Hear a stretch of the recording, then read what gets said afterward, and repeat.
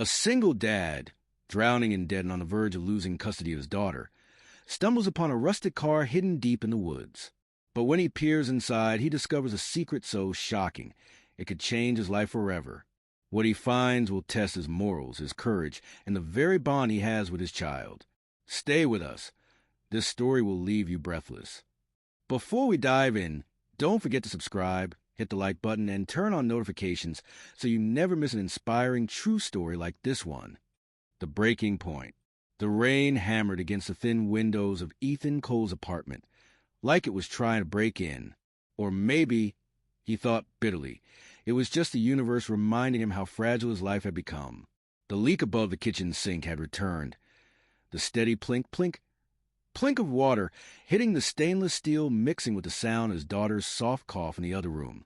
Lily, his reason for breathing.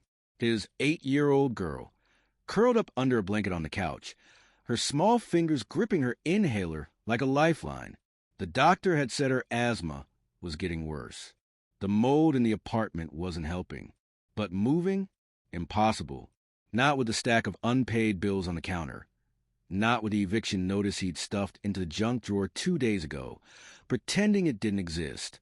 Ethan ran a hand over his face, the stubble rough against his palm. He hadn't slept more than 4 hours in days. Between his day job at the auto shop and the overnight shift stocking shelves at the grocery store, time had become a blur of exhaustion and survival. He glanced at the clock, 11:37 p.m. He should be asleep, but his mind wouldn't shut off. The voicemail from his ex-wife's lawyer played on a loop in his head. Mr. Cole, this is Martin Reeves. We've reviewed your current living situation and financial instability. My client is deeply concerned about Lily's well-being. We'll be filing for full custody by the end of the week, unless you can demonstrate significant improvement in your circumstances. Ethan's fist clenched. Full custody. The words were a knife to the ribs. Rachel had left 3 years ago, chasing some dream of reinvention in California. She sent birthday cards, called on holidays, but she wasn't here. She didn't see the way Lily's face lit up when he read her bedtime stories, or how she whispered, "Love you, Dad," even on the worst days. He wasn't losing her. He couldn't. The phone buzzed on the counter. A text from his boss at the auto shop. "Ethan, man, I'm sorry. Corporate's cutting hours. Can't give you more than 3 shifts next week." Ethan exhaled sharply. That was another $400 gone. He scrolled through his contacts, wondering who he could call for a loan. His brother? No, they hadn't spoken since the fight last Christmas. His friend Dave? Maybe, but Dave had his own family to worry about.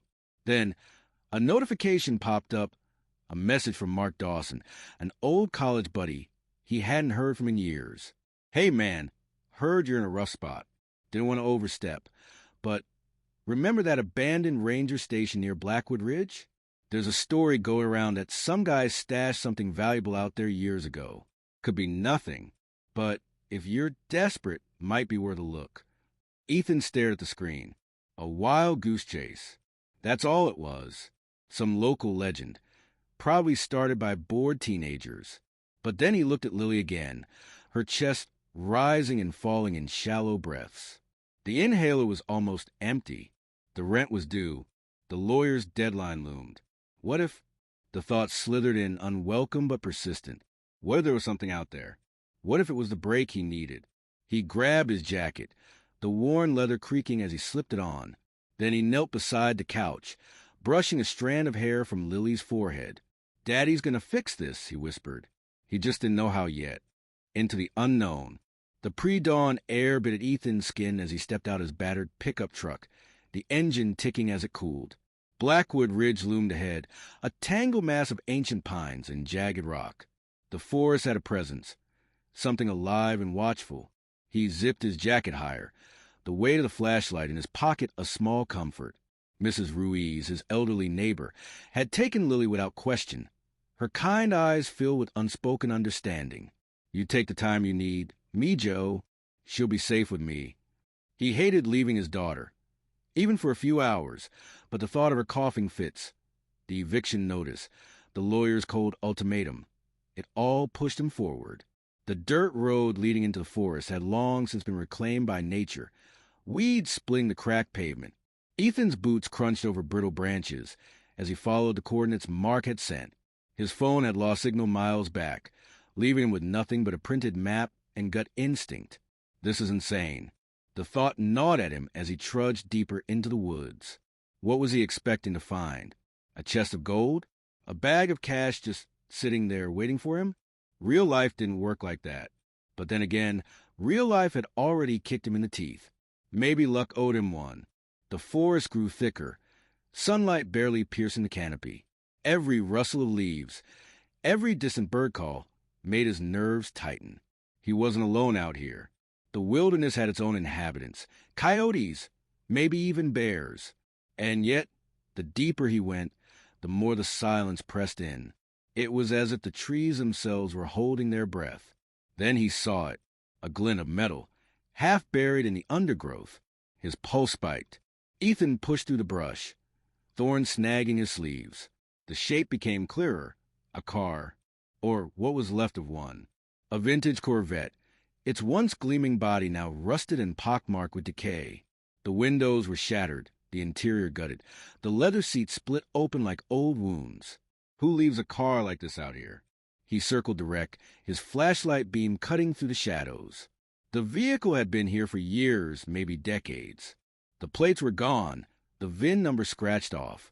Something about it felt deliberate, like it had been hidden. Then his light caught something under the passenger seat. A briefcase. Small, sleek, and, unlike the car, untouched by time. Ethan's breath hitched. He crouched, reaching for it, his fingers brushing cool metal. The latch was locked, but the case itself was pristine, as if someone had placed it there yesterday. His mind raced. Drugs? Money? Something worse? A twig snapped behind him. Ethan froze. The forest had gone utterly silent. No birds. No wind. Just a slow, creeping certainty that he was being watched. He turned, heart hammering. Nothing. Just trees. Shadows.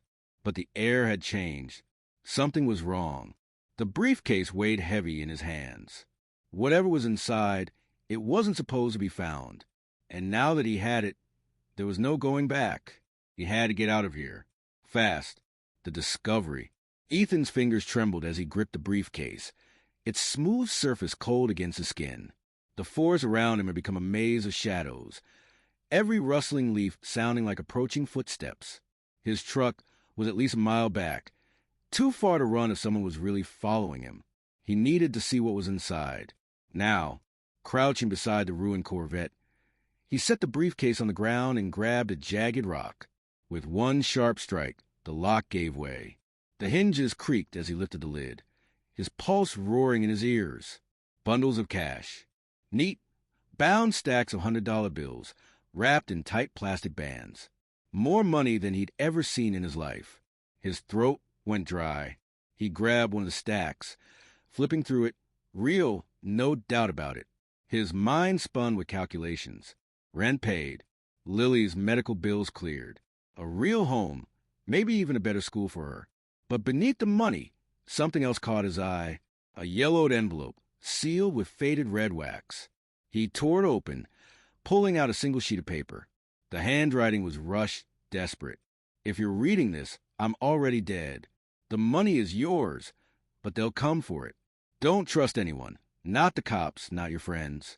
Especially not the man who calls himself Graves. Burn this letter. Take the cash and disappear. And whatever you do, don't look back. Ethan's blood turned to ice. Graves. The name meant nothing to him, but the warning was clear. This wasn't just forgotten loot. It was stolen. Dangerous. Whoever left it here hadn't just abandoned it. They'd been running. A branch cracked somewhere in the trees. Ethan's head snapped up. He wasn't imagining it this time. There was movement in the underbrush. Something or someone was closing in. He shoved the money and letter back into the briefcase and stood, legs unsteady. Every instinct screamed at him to run. But where? Deeper into the woods? Back to the road?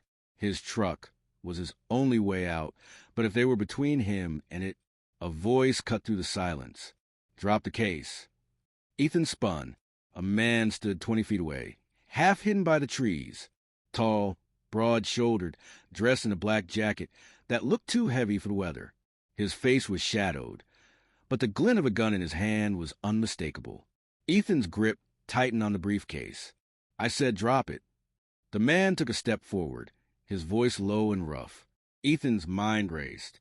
He could throw the case, make a break for it. But the gun changed everything. One wrong move, and he'd never see Lily again. Then, a second figure emerged from the trees to his left. They weren't alone. The second man was younger, wiry, with a jagged scar running down his cheek. He didn't speak, just stared at Ethan with cold, empty eyes. Trapped. Ethan's breath came in short, sharp gasps. The briefcase felt like it weighed 1,000 pounds. The first man raised a gun. Last chance. In that split second, Ethan made his choice. He hurled the briefcase straight at the scarred man's face and bolted. A gunshot rang out, the sound tearing through the forest. Ethan didn't look back. The chase begins. Ethan's lungs burned as he crashed through the underbrush, branches whipping at his face and arms. Another gunshot cracked behind him, the bullet snapping a tree branch inches from his head. His boots pounded against the uneven ground, every muscle screaming as he pushed himself faster. Don't stop. Don't look back. The briefcase was gone. He'd thrown it, sacrificed it, but they were still coming. He could hear them shouting to each other, their footsteps pounding against the forest floor. Spread out. Don't let him reach the road. Ethan veered left, ducking under a low-hanging branch. He knew these woods curved back toward the old logging trail, where he'd parked his truck. If he could just make it there. A hand grabbed his jacket from behind. Ethan twisted violently, swinging his elbow back. It connected with something solid, a grunt of pain, and the grip loosened. He didn't hesitate. He ran. His truck came into view, sunlight glinting off the windshield like a beacon. He fumbled for his keys, fingers slick with sweat. Come on, come on. The engine roared to life just as the first man burst from the trees. Ethan slammed the gear shift into drive and peeled out, gravel spraying behind him. In the rear-view mirror, he saw the second man raise his gun. Bang! The side mirror exploded in a shower of glass. Ethan ducked instinctively, but he didn't slow down. The truck fishtailed as he hit the main road, tires screeching. They had his briefcase. They had the money. So why were they still shooting? The answer hit him like a punch to the gut. They saw my face. He gripped the steering wheel until his knuckles turned white. He'd just become a loose end. 30 minutes later. Ethan's hand still shook as he pulled into the parking lot of a rundown gas station on the outskirts of town. He needed to think, needed to figure out his next move. He checked his phone. 3 missed calls from Mrs. Ruiz. His stomach twisted. He couldn't go home. Not yet. Not until he knew he wasn't being followed. The letter's warning echoed in his mind. Don't trust anyone. Ethan pulled out the crumpled note he'd stuffed in his pocket before throwing the briefcase. The name Graves stared back at him. Who was he? And why was this money worth killing for? He opened his glove compartment and grabbed his pistol, an old revolver he'd inherited from his father. He'd never fired it outside of range. That might have to change, because one thing was certain. They weren't done with him yet. And now neither was he. Secrets unfold. The flickering fluorescent light of the gas station bathroom made Ethan's reflection look ghostly in the cracked mirror. He splashed icy water on his face, trying to steady his breathing. The revolver in his waistband pressed uncomfortably against his back, a constant reminder that his life had irrevocably changed in the last hour. Back in the truck, he spread the damp letter on the dashboard. The words, "They'll come for it," seemed to pulse under his fingertips. His eyes kept returning to one name, Graves. Something about it tugged at his memory, like a dream half remembered upon waking. The burner phone he bought at the gas station felt foreign in his hands as he dialed Mark's number. 3 rings. 4. Just when Ethan thought it would go to voicemail, a familiar voice answered with cautious greeting. "Mark, it's Ethan. We need to talk. That tip you gave me just nearly got me killed." Static filled the line for a heartbeat too long. "Ethan? Jesus, man, I didn't..." "Who's Graves?" Ethan cut in, watching the parking lot through rain-streaked windows. A trucker pumped gas 2 islands over. A tired-looking clerk Smoked by the dumpster. Normal people living normal lives. The silence on the line turned thick. Where are you right now? Mark's voice had dropped an octave. Answer the question, Mark. A car pulled into the lot, its headlights sweeping across Ethan's truck. He slid lower in his seat, hand drifting to his weapon. Just a minivan. A family. Safe. Graves isn't a person, Mark finally said. It's a group. Private military contractors gone rogue. They ran black ops for the cartels back in the 90s. That money you found? It's probably part of their retirement fund. Ethan's knuckles whitened around the phone. And you sent me after it? I thought it was just a story. Look, you need to... The line went dead. Ethan stared at the phone. Not just dead. The screen showed no signal. Then the lights in the gas station flickered. Went out. The street lights beyond the lot. Everything. Darkness swallowed the world. Ethan's pulse hammered in his throat. Coincidence didn't exist anymore. He turned the key in the ignition just as headlights appeared at the lot's entrance. 2 sets, moving in perfect formation. The truck roared to life as he threw it into gear. He peeled out the back exit as the first bullets punched through his tailgate. The rear window exploded inward, showering glass across the seats. He took turns at random, pushing the old pickup beyond its limits. The pursuing vehicles, black SUVs with tinted windows, matched him turn for turn. Professional, relentless. A sign flashed by, Blackwood Ridge 5 miles. The forest. He knew those woods now, maybe well enough to lose them. The SUV on his left pulled alongside. The passenger window rolled down. A muzzle flash. Ethan's side mirror disintegrated. He swerved right, forcing him toward the shoulder. Metal screamed as the vehicles collided. Then the road curved sharply. Too sharply. Ethan's tires lost traction. The world spun in a dizzying carousel of trees and asphalt. The truck left the road, plowing through underbrush before slamming to a stop against an oak tree. Steam hissed from a crumpled hood. Ethan's head throbbed where it had hit the window. Through the cracked windshield, he saw the SUV skid to a stop back on the road. Doors opened. Dark figures emerged. He kicked his door open, stumbling into the woods. The revolver felt heavy in his hand. He'd never shot at a person.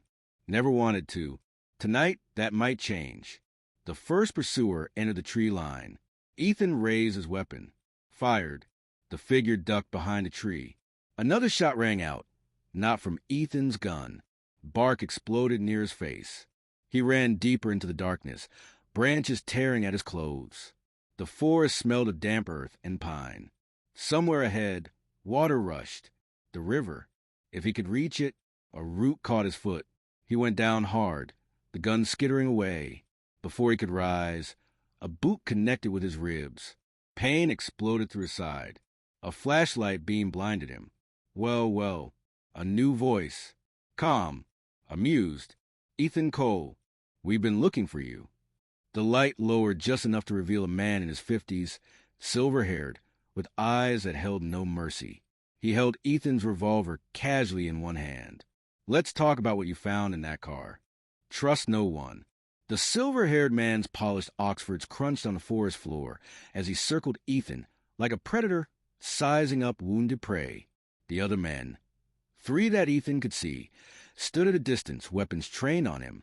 You've caused quite a stir, Mr. Cole. The man's voice was smooth, almost conversational. Running with Graves' money? That takes either courage or stupidity. I'm still deciding which. Ethan tasted blood in his mouth. His ribs screamed where the boot had connected. I don't have your money. The man chuckled, flipping open Ethan's revolver to check the rounds. Oh, we recovered the briefcase. But you see, the money was never the point. He crouched in front of Ethan, close enough that Ethan could smell his expensive cologne. It's what was under it that interests us. Ethan's mind raced. The letter. He'd kept the letter. The man's smile didn't reach his eyes. Ah, you understand now. Good. Where is it? A drop of sweat rolled down Ethan's temple. If they knew he'd read it, he was already dead.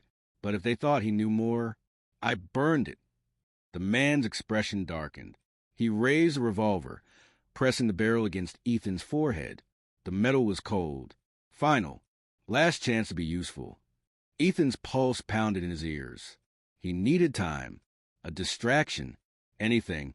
Then movement in the trees behind the men. A shadow. Too quick to be the wind.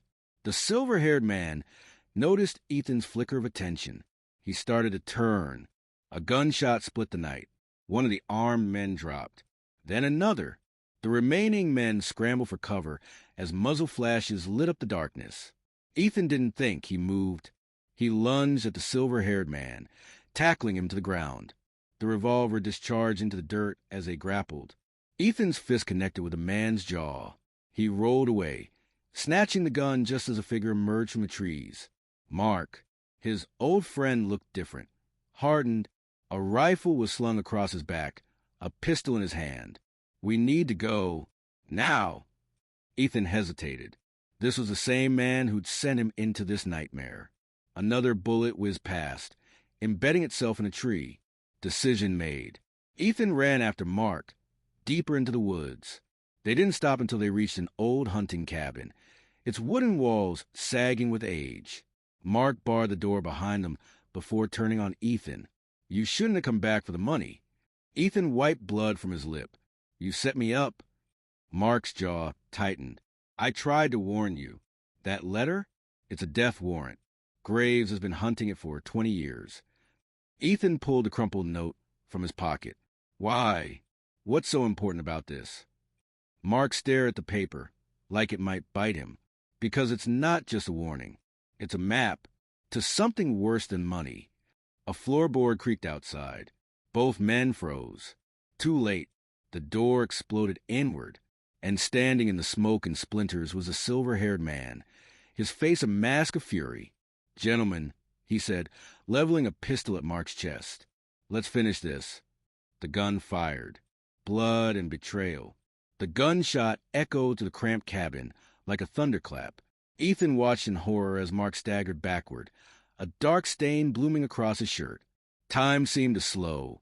The acrid smell of gunpowder, Mark's choked gasp, the way his fingers clutched his chest, as if he could physically hold his life inside. Ethan moved without thinking.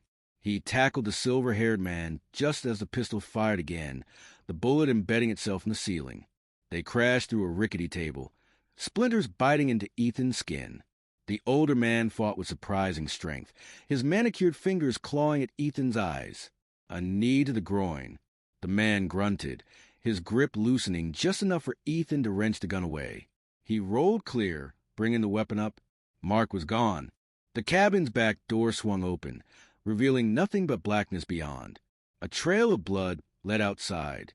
Fascinating, the silver-haired man wheezed, propping himself up on one elbow.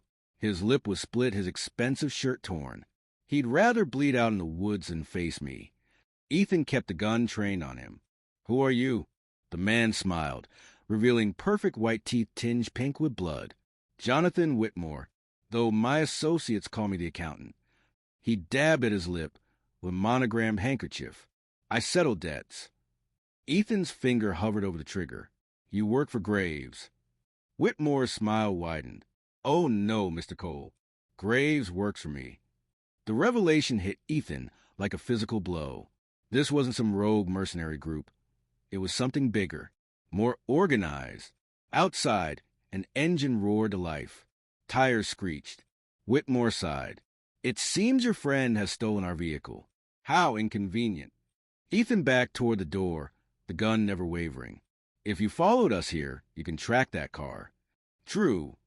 Whitmore stood slowly, straightening his ruined collar.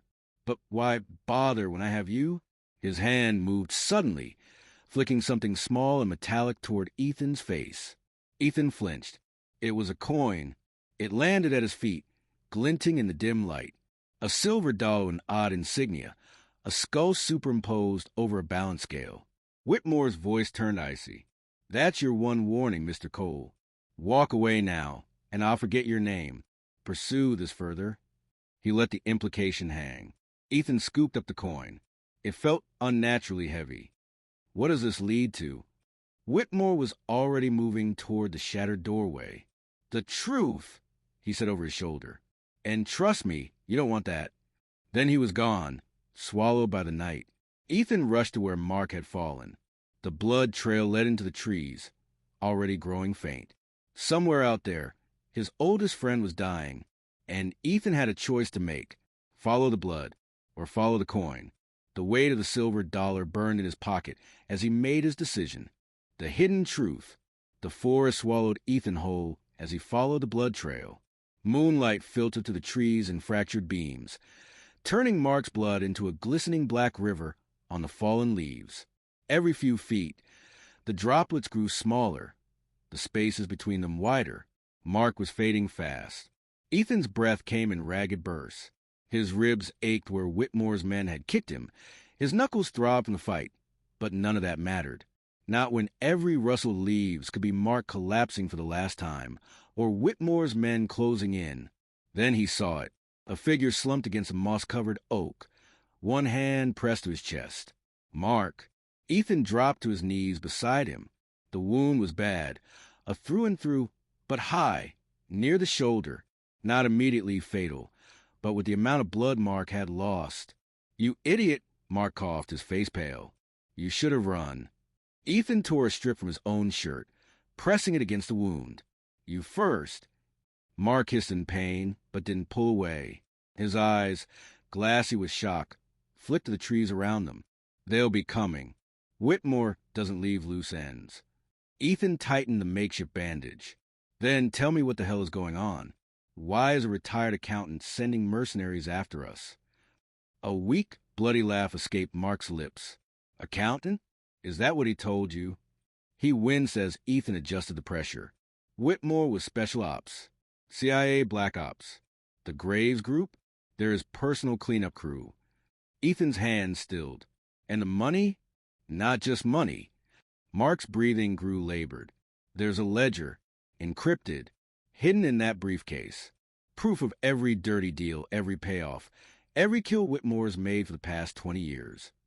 A cold understanding settled over Ethan. That's why the letter said not to trust anyone. Mark nodded weakly. The people on that list? Senators, judges, cops, you name it. His fingers dug into Ethan's arm. That's why you need to disappear. Take Lily and run. Tonight. Ethan's stomach twisted. Lily, his sweet, innocent girl, caught in this nightmare because of his desperation. A branch snapped in the distance. Too close. Mark's eyes widened. Go. Now. Ethan hesitated. I'm not leaving you. You have to. Mark shoved something into Ethan's hand. A small USB drive. Sleek and black. The decryption key. I stole it weeks ago. That's why they're after me. That's why I sent you to the car. I thought I could use you as a distraction. His voice broke. I'm sorry. The admission should have made Ethan furious. Instead, all he felt was exhaustion. Another sound. Footsteps this time. Methodical. Approaching. Mark pushed the USB harder into Ethan's palm. The only way out is through. Expose them all. Ethan pocketed the drive. Where's the ledger? Where it's always been. Mark's smile was faint. With her. Before Ethan could ask what that meant, a flashlight beam cut through the trees. No more time. He gave Mark's shoulder one last squeeze, then melted into the shadows just as two armed men emerged from a brush. Ethan didn't look back as he ran. He had a ledger to find, a daughter to protect, and a war to start. The keeper of secrets. The USB drive burned a hole in Ethan's pocket as he stumbled through the pre-dawn streets of Portland. The city was quiet, caught in that fragile hour between night and morning. The sidewalks empty except for the occasional homeless person or insomniac. His truck was still wrecked in the woods, his phone left behind in the cabin. He was running on pure adrenaline, his body a symphony of bruises and cuts. With her, Mark's last words looped in his mind. With who? There was only one person Ethan could think of, Rachel, his ex-wife, the woman who had walked out on them 3 years ago without so much as a backward glance. The woman who, according to Lily's occasional mentions, now lived in a luxury apartment downtown. Had she been involved in this from the beginning? The thought made his blood boil. Ethan ducked into an all-night diner. The kind of place with sticky floors and coffee that could strip paint. He needed to think, needed a plan. The waitress, a tired-looking woman in her 50s, barely glanced at him as she slid a cup of coffee across the counter. "You look like hell," she remarked. Ethan almost laughed. "Feel like it too." He palmed the USB drive, turning it over in his fingers. If Rachel had the ledger, why was she working with Whitmore? Against him? And how did Mark know about it? Too many questions. Not enough answers. The diner's TV played a local news segment in the background. A car fire in the woods, authorities suspecting foul play. Ethan's fingers tightened around the mug. They were cleaning up loose ends. Mark was probably already dead, and Ethan would be next. He left cash on the counter and stepped back into the cool morning air. Rachel's apartment was 15 blocks away. He could make it before sunrise. The doorman at Rachel's building recognized him instantly, his expression tightening. "Mr. Cole, it's been a while." Ethan forced a smile. "I need to see Rachel. It's about Lily." A lie, but an effective one. The doorman hesitated, then nodded. "She's on the penthouse level. I'll call up." Ethan didn't wait for permission. He strode to the elevator, jamming the button for the top floor. His reflection in the mirror walls was ghastly, his face streaked with dirt and dried blood, his clothes torn. Rachel would take one look at him and call the cops. He didn't care. The elevator doors slid open to reveal a sleek, modern hallway. Rachel's door was at the end, slightly ajar. A trap? Ethan drew the revolver he'd taken from Whitmore, pushing the door open slowly. The apartment was immaculate, all white leather and glass. And there, standing by the floor-to-ceiling windows with a glass of wine in hand, was Rachel. She turned, her designer dress catching the early morning light. "You're late," she said, as if she'd been expecting him. Ethan's grip on the gun didn't waver. "Where is it?" Rachel took a slow sip of wine. "Where's what?" "Don't." His voice was a snarl. "The ledger. Whitmore's list. Mark said you had it." Rachel's expression didn't change. Mark always talked too much. Ethan took a step forward. "Are you working with them?" "With Whitmore." She laughed, a sharp, humorless sound. "No, Ethan, I'm hiding from them." She set down her wine glass and crossed to a hidden wall panel, pressing her palm against it. A biometric scanner lit up, and with a soft click, a safe emerged from the wall. Inside was a single laptop. Rachel handed it to him. "This is what they've been killing for. What I've been hiding for." Ethan stared at the laptop, then at her. "Why?" Rachel's mask slipped for the first time. A flicker of fear, of guilt. "Because I was stupid enough to think I could take them down myself." She met his eyes. "But I can't." "You can." Ethan opened the laptop. The screen flickered to life, prompting for a decryption key. He inserted the USB Mark had given him. The screen changed. Names. Dates. Transactions. A trail of blood and money, leading straight to the highest levels of power. Rachel's voice was barely a whisper. "Now you see why they'll never let you walk away." Ethan closed the laptop. He finally understood. This wasn't just about survival anymore. It was about justice. The last stand. The laptop weighed heavy in Ethan's hands, its contents more dangerous than any weapon. Across from him, Rachel watched with wary eyes, her fingers nervously tracing the rim of her wine glass. "You can't take that to the police," she said quietly. "Half the names on that list are the police." Ethan's jaw tightened.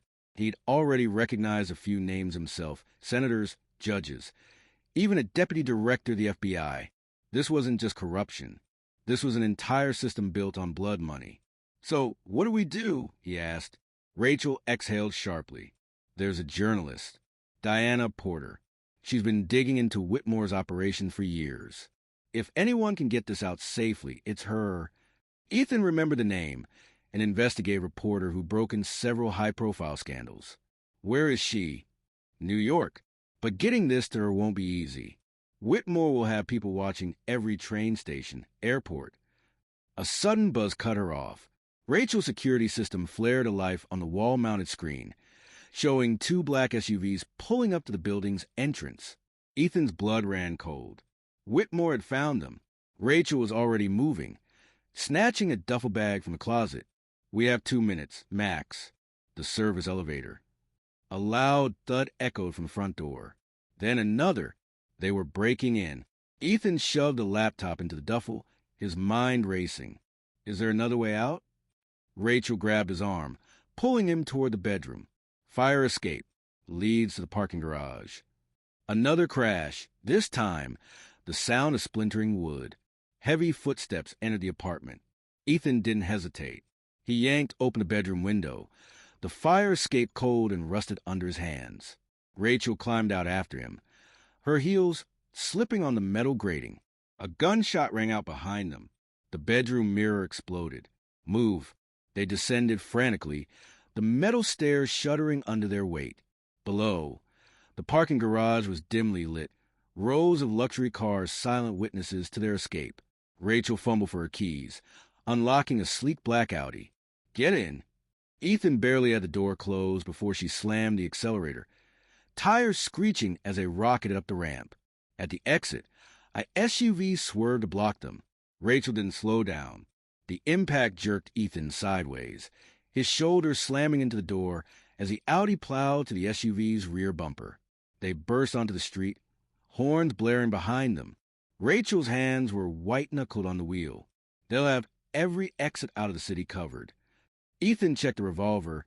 3 rounds left. Not enough. His mind raced. "We don't need to leave the city. We just need to get the files out."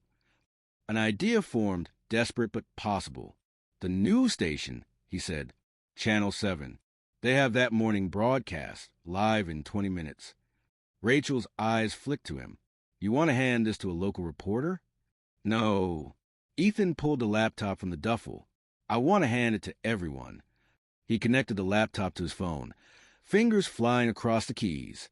The files were encrypted, but Mark's USB had given him access. With a few commands, he queued up the most damning documents. Bank transfers, assassination orders, all with Whitmore's fingerprints.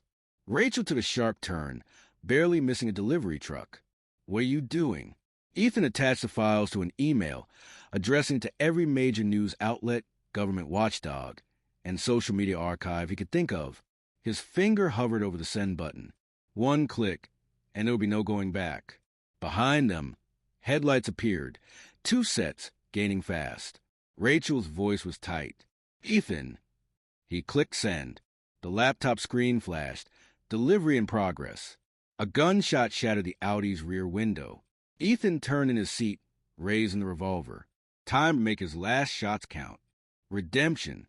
The Audi swerved violently as another bullet pierced the back windshield, sending glass spraying across the seats. Ethan braced himself against the dashboard, twisting to return fire through the shattered rear window.